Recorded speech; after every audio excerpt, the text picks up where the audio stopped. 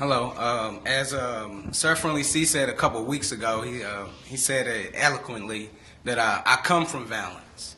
I had a grandfather that was a murderer, unconvicted.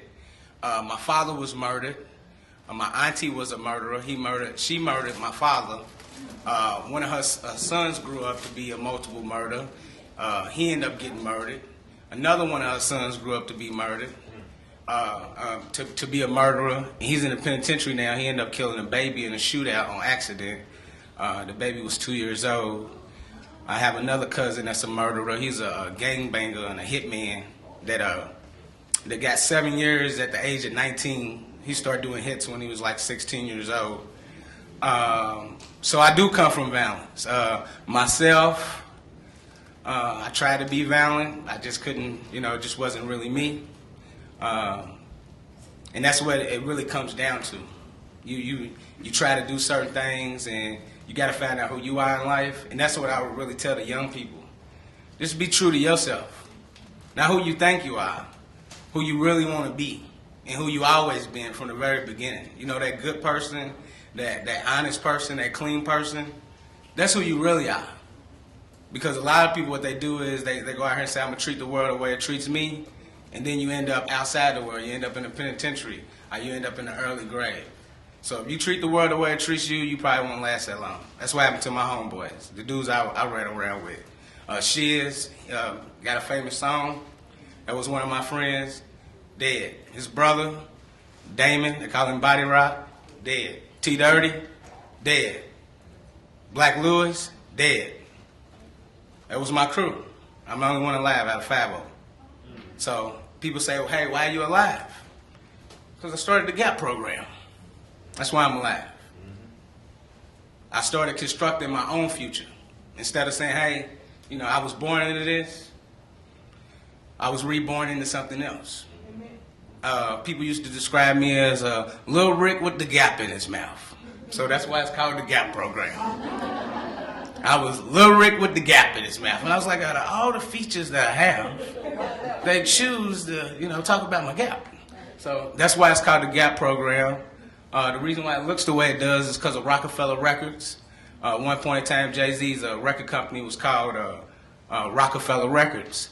And we all knew about Jay-Z before he was a great rapper, because we was like, who is this dude with the audacity to call his record company Rockefeller Records? Who is he to do that? So that's why I have the logo looking the way it does, because I had the audacity to do such. I don't know how legal it is, but that's why it is the way it is. Getting Out People Partnership, I started in 2010 when I was 27 years old. I got out of the street life when I was 24. Into the street life when I was 14 in 1997. First time I ever sold drugs, I was 10 years old. First time somebody brought me drugs, I had a decision to make. Was I going to use or sell? And that happened at 10. It was a next door neighbor of mine. He said, hey, I have some drugs. And I was like, okay. He said, let's smoke them. And I said, no. I said, how much money do you have? He said, I don't have any. I said, let's sell them. So we took it down the street to the local drug dealer, and we made up a story, which was a lie. Told him we found it and wanted to know if it was real. He told us to come back in 20 minutes. He gave us $20. I was 10 years old. I never forget that night, because when I went to sleep, I had this aha moment that I was gonna never be broke. I said, whoa, man, I would never be broke because I know how to make money, because I could sell drugs. At 10 years old, I had that experience. That wasn't true. It wasn't a true story. It wasn't true, that epiphany that I had, that I would never be broke, because selling drugs isn't an option. Breaking the law isn't an option. Being violent isn't an option. And this is why it isn't an option. Because if we continue as young people, especially young black people, if we continue the path we're going down, we won't have a future as a people. If we continue the trends that's in our families, the trends that's in our communities, the trends that's in our hoods, we will not have a future that's worth having. So that's why I do this. It's an independent program I created myself. It's 16 weeks long, and it's for a special demographic like my own. It's for disenfranchised youth. Kids that parents have substance abuse problems, kids that parents have felony convictions, and kids that's been affected by crime. When your father's murdered, you look at humanity in a different way. Your worldview is distorted. Alexander the Great, his father was murdered. And a lot of mass murderers had a murdered father. So when your father's murdered, and these guys that we see on TV getting killed, I always think about their children and what's going to happen to their children. That's who I think about first, because I know what it does to families. I know what it does to children. And I never wanted to be a part of that. I tried to participate in it. It wasn't really me. So I was a child criminal between the age of 14 and 24. At the age of 19, I became a gangster, and I stopped selling drugs, and I commissioned crime. So at 19 years old, I was a hands-off criminal that never broke the law. And that's when I began to clean my life up. Because I was making so much money and I was so successful, I was like, okay, now since I have this money, I can work on myself. And the more I cleaned myself up, the less I wanted to do what I was doing. So that's what happened with me. A lot of guys stay in the street because it's the only place they've been successful, and that's the only place they can see themselves being successful. I'm probably one of the most successful young people I know that was in the street that decided to change his life without getting shot, without getting robbed, without going to jail, without becoming a felon. You know, just had a crisis of conscience. And people want to know, like, hey, Richard, how was you able to change your life? And you didn't get a lot of help, and you didn't get the support you should have got. Because I made my decision September 9th, 2006, that I would never live like that again. That's what I did on my own. And it takes a lot of strength. It takes a strong faith. I don't want to get too religious to turn people off, but it doesn't hurt. It just doesn't hurt. So I had a crisis of conscience just like Paul did, and my change is real. And you got to be willing to die to change. You gotta be willing to die to be successful. And that's what these street guys definitely, they understand that. They're willing to die for what they're doing. And positive people got to have that same kind of motivation. And young people that want to change their lives, they got to have that same kind of motivation. Like, what if my change doesn't work? You died in the process of changing. That's the only thing I can say. What if doing the right thing doesn't work? Well, at least you tried your best. At least you're still trying. And to me, it's a lot of moral victories in this kind of work, because it's not a lot of money in it, but it's definitely a lot of moral victories, and that's what's needed in our communities, is a moral revolution. And the key is changing honor shame codes.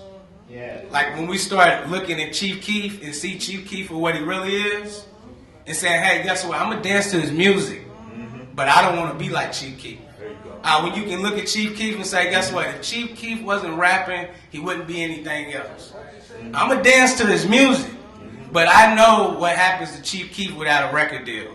And those are things we have to be honest about as listeners of hip-hop, because I'm real big on hip-hop. I'm actually showing you a clip from World Star Hip Hop about mass incarceration.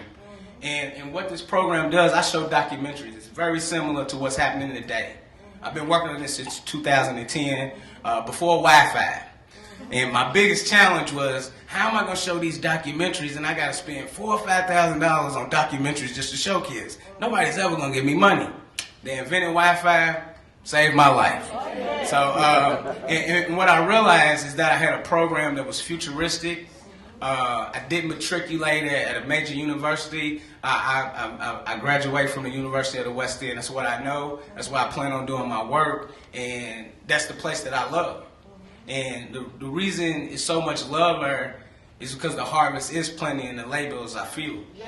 The harvest is plenty, but the laborers are few. And Christopher 2X, Sean Gardner, Anthony Smith, these guys know me. They see me reintroduce myself to the community, saying, hey man, I'm a young man that want to change his life. They know how long I've been out here, they know how strong I've been out here, and people know how passionate I am about this. And the reason why I'm so serious about it is because every 18 years you have a generation. the 1984 generation, 1966, 1948. The 2002 babies is the next generation. Chris is exactly right. 5 to 12. That's some 2002 babies. If we don't see changes in those 5 to 12 years olds, we might as well tuck our tails and run. Because we can't afford to have 2 felon generations. So people say, well, why are you working with the 12 to 24? Well, the reason I'm working with the 12 to 24 is because they are going to influence those 12-year-olds. So that's the reason why I'm real big on working with the 12 to 24-year-olds, because people used to tell me in my generation that you all don't have a future. It's what old people told me. They say, hey, we giving up on you guys. You guys don't have a future. Y'all not going to be anything. And I walk away laughing because I'm the one that's going to influence your grandson. I'm the one that's going to influence your niece, your cousin. I'm the one that's going to influence them because I'm going to determine what's cool in my neighborhood. Amen. So you can sit back and say, well, we don't have no future, and some people might believe it. What Chris is doing with that with that age group is very important because that's where we're going to get our measurements of the work that we're doing now.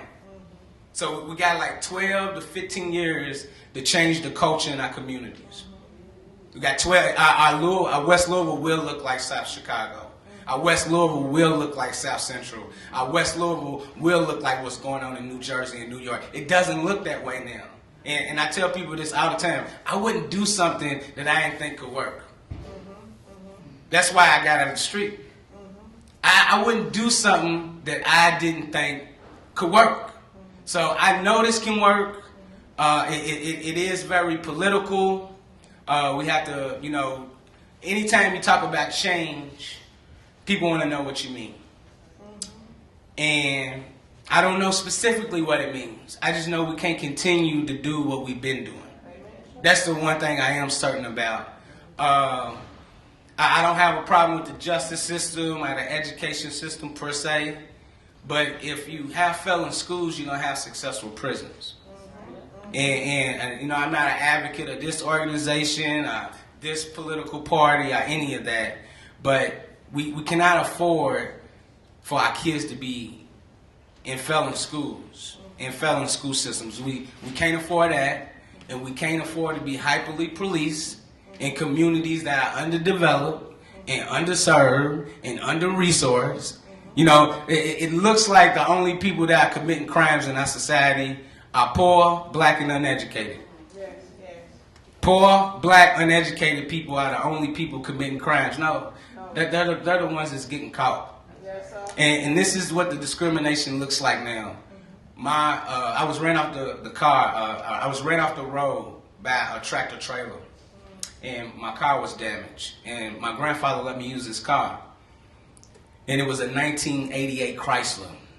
And I live out St. Matthews, and I was like, Granddaddy, I really don't want to use this car. Let me use the other car. And he said, why? I said, because I'm gonna get pulled over. And he said, what you mean you're going to get pulled over? You told me you haven't been pulled over in years. I'm going to get pulled over because I look like I'm riding around in a poor man's car. What you say? And if you ride around in a vehicle that looks like it's paid for, that's late model, you will get pulled. That's what discrimination looks like now. Now, if you have a car that looks like you have a car payment and look like you have a job, that's why it's hard to catch the upper echelon drug dealers, because they know this. They're not riding around in new cars just for no reason. They ride around in new cars because it makes them look like citizens when they're not. So if you ride around in late model vehicles, you get discriminated against because you look like you fit the profile. Yes. That's what the discrimination look like now. It's not just about being black or white. It's really about being poor and where are you. It's about placement. And in your look at your social class, what does it look like? If you ride around a Mercedes Benz, you're not gonna get pulled over. You ride around in a Lexus, you're not gonna get pulled over. You ride around in a late model vehicle, you will get pulled over. That's what it looks like now. So I respect the youth advocates that came on before me. They did some great work in 2013. I think everyone should find out about this. They got it's something's called Kids Matter. They have all the data of all the 26 districts. here in Louisville, Kentucky. And reading that, what really stood out to me is what districts 1 through 6 look like. Where the worst and the best things to be, and where the best and the worst things to be. And those are the districts that have African American council people. And that's what it looks like. You know, cultural segregation plays a role into what's going on in our communities. We're not segregated because of this or because of that. We're segregated now as culture. 80% of black people live in communities that are 80% black. And white people is 90% white people in white neighborhoods and 80% black. Like, it's hard to teach Lil Pookie when you don't know Lil Pookie. And what I see people with programs, I see people with funding, I see people with great ideals. And when the rubber meets the road, we don't get paid for doing this work, what we should, and we're not getting the support that we could. So we just not. Restorative justice. What the GAP program is a restorative justice program. It is. Restorative justice is a great ideal. Where did it start? It started in tribes with Indians. The Indians are sovereign. The Native Americans, they're sovereign. So these tribe leaders got together and said, how can we create a justice system? The tribe leaders actually look like the people in the tribe. And I'm not being racist, I'm just being real. The tribe leaders look like the people that was in the tribe. And this is how you change your culture. We want to change behavior without changing culture. You have to change culture to change behavior. You have to sit back and say, we're gonna let Anthony Smith be a beacon for the black people in Louisville, Kentucky. We want him to shine. We want Chris to shine. We want Shine to shine. We want Aubrey to shine. We want them guys to go in there and change the culture in their communities. Because what we want is just a better America. We see what the Panthers did. The Panthers went about it the wrong way. We understand what the civil rights movement did, and they did some things right, and they also did some things wrong. We've learned from that. We have this generation hasn't had the opportunity to be great. We can work, we can go to school, but who's in the business of helping young people be great? Who's in the business of creating young people to be entrepreneurs? Where black thoughts and black ideals and black concepts are valued just as much as anybody else's.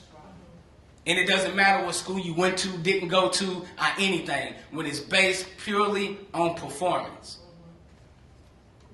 That's not what's happening. Like, I love Mr. Wayne and what he's doing, because he knows that this thing isn't about race. It's about what people are doing to other people. What people are doing to other people. And I'm about to close with my contribution that I had on the violence reduction work group. Violence is the intentional use of force or power, threat not actual, against a person, against a group, or against a community, that results in or has a high likelihood of resulting in 5 things. Injury, death, those are the obvious violences. Injury and death, and here's the other 3. Psychological harm, maldevelopment, and deprivation. What's going on in the West End economically is a form of violence.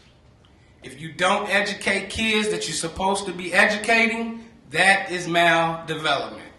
If you lock somebody up and you treat them like crap for 10 years and you expect them to get out of prison with a felony, get a job, and act like they have some sense, that's psychological harm.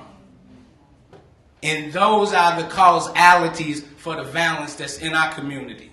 And the reason I'm saying this is I was talking to a young man yesterday that's a shooter. He shoots people.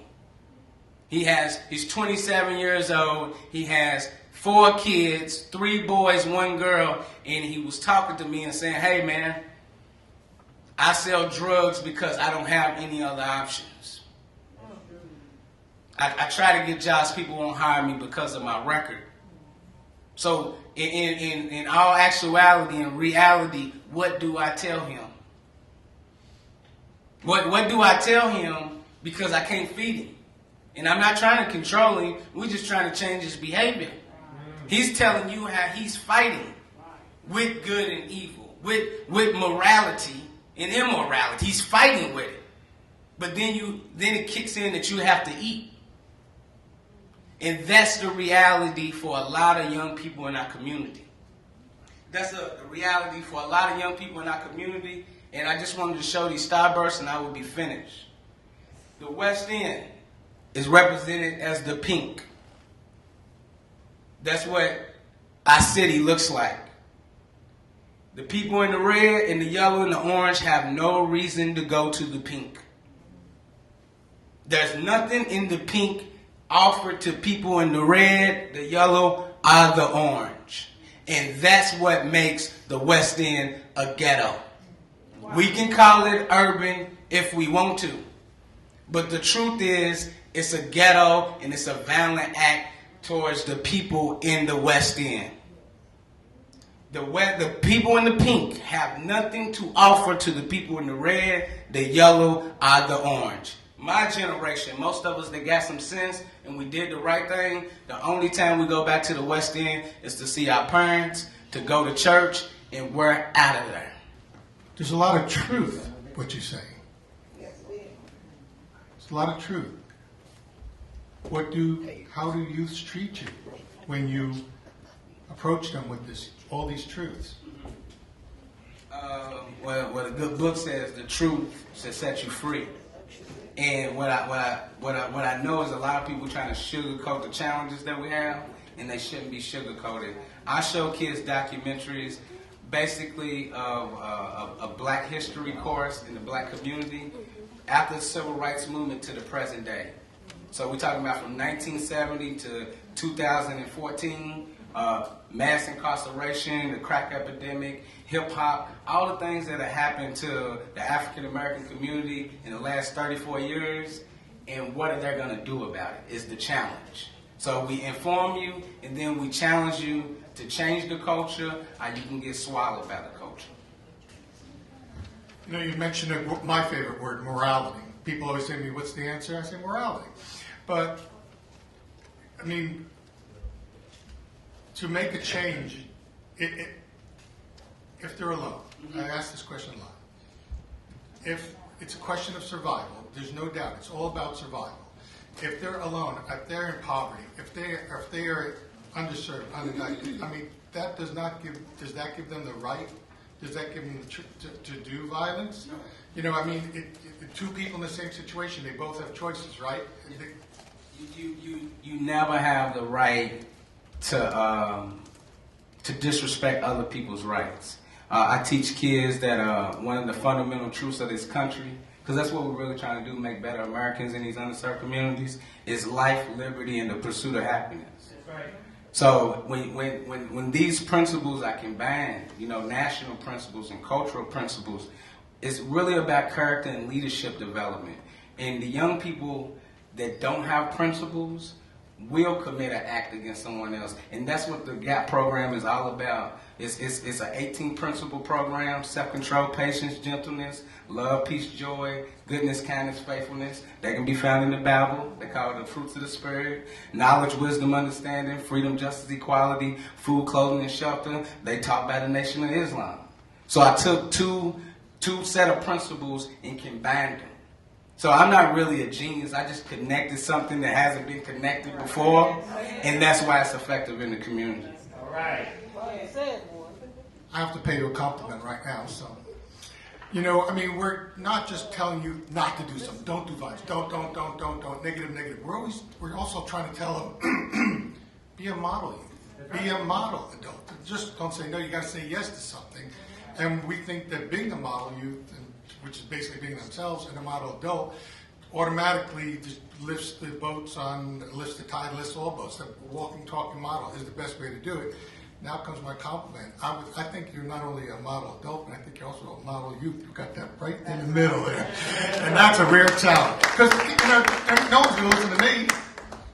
I'm not in their world. I didn't come there. But someone like you who knows both worlds, the adult and youth world, and their world, I think is probably the best key to reach people. So thank you for coming. I appreciate it.